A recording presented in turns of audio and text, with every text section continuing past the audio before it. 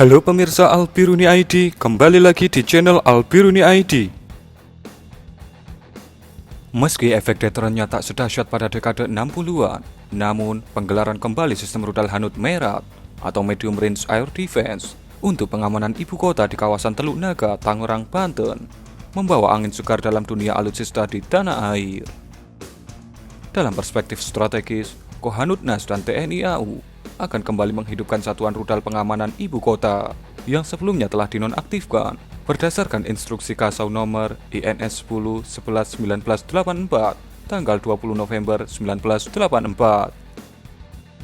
Seperti diketahui, pada dekade 60-an, TNI AU berdasarkan Skepmen Pangau nomor 53 tahun 1963 tanggal 12 September 1963 telah mengaktifkan sistem rudal Hanout jarak jauh dengan alutsista berupa rudal V-75 Dvina, kode NATO SA-2 Guideline, buatan Uni Soviet.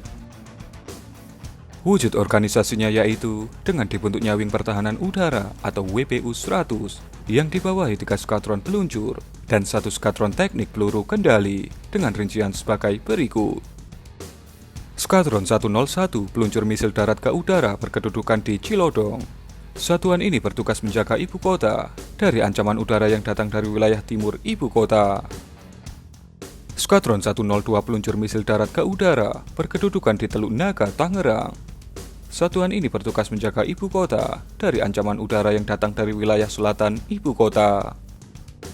Skadron 103 peluncur misil darat ke udara berkedudukan di Cilincing.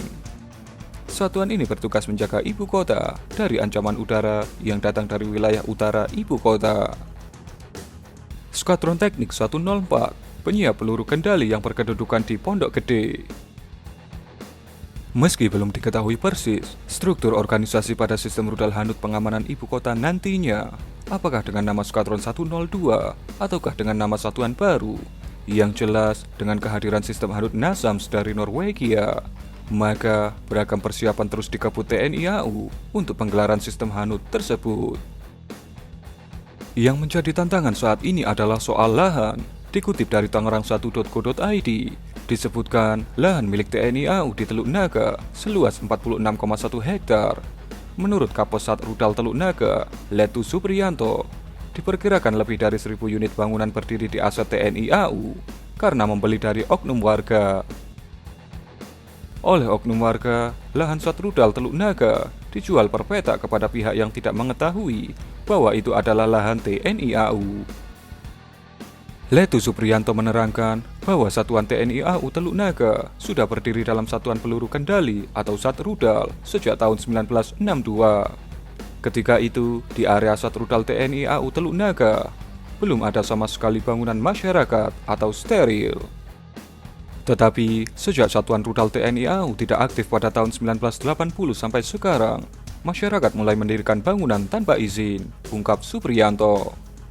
Sebagai syarat penggelaran rudal, nantinya area dalam radius 160 meter dari sat rudal harus steril dari pemukiman warga agar tidak terkena dampak dari peluru kendali tersebut. Dikutip dari tniau.mil.id, Kasau Marskal TNI Yuyus Sutisna dalam kunjungannya ke sat rudal di Teluk Naga pada 22 Januari 2020 mengajak semua pihak untuk mendukung program TNI Angkatan Udara dalam membangun sistem pertahanan negara.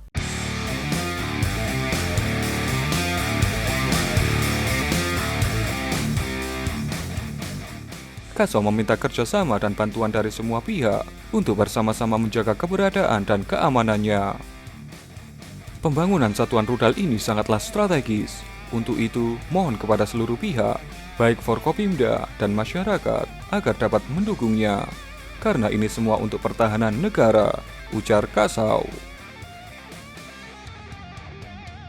Sistem NASAMS yang ditempatkan di Teluk Naga terdiri dari peluncur rudal AIM-120 Amram, berpemandu aktif radar homing, radar Raytheon MPG-64F1 Sentinel High Resolution, sensor infrared dan elektrooptik, dan Command Post atau FCU atau Fire Control Unit. MPG-64F1 adalah 3D beam surveillance radar yang punya jarak pantau hingga 75 km. Sementara untuk rudal, AIM-120 AMRAAM bisa dipilih, mulai dari varian AIM-120AB dengan jarak tembak 55-75 km, AIM-120C 105 km, AIM-120D 180 km, dan AIM-120ER atau Extended Range dengan jarak tembak 40-50 km lebih jauh daripada AIM-120D.